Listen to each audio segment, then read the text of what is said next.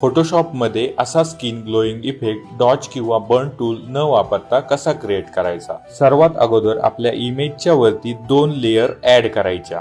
त्यानंतर पहिल्या लेयरवर ओके करायचा आहे। ब्रश टूल घ्यायचा आहे। या इमेज मध्ये जो हायलाइटेड पार्ट आहे त्यातला एक कलर पिक करायचा आहे। या ठिकाणचा एक कलर पिक करतोय, तो इथे ड्रॉ करायचा आहे।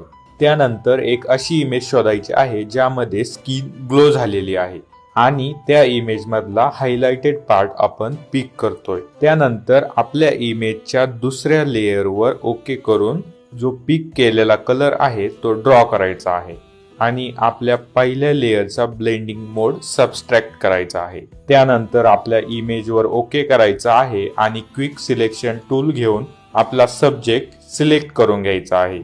सिलेक्ट मध्ये जायचं आहे, कलर रेंज मध्ये जायचं आहे, आपला 2 नंबरचा कलर पिक करायचा आहे, फजीनेस ऍडजस्ट करायची आहे ज्यामध्ये आपल्याला हायलाइटेड पार्ट दिसेल। आपण बघू शकतो आपला हायलाइटेड पार्ट आपल्याला सिलेक्ट झालेला दिसेल। नंतर लेयर्स मध्ये जायचं आहे आणि सॉलिड कलर घ्यायचा आहे। जी आपली पहिली लेयर होती तिचा कलर पिक करायचा आहे आणि ओके करायचा आहे। त्यानंतर त्या लेयरचा ब्लेंडिंग मोड लिनियर डॉज करायचा आहे आणि आपला इफेक्ट तयार आहे। अशाच ट्युटोरियलसाठी फॉलो नक्की करा।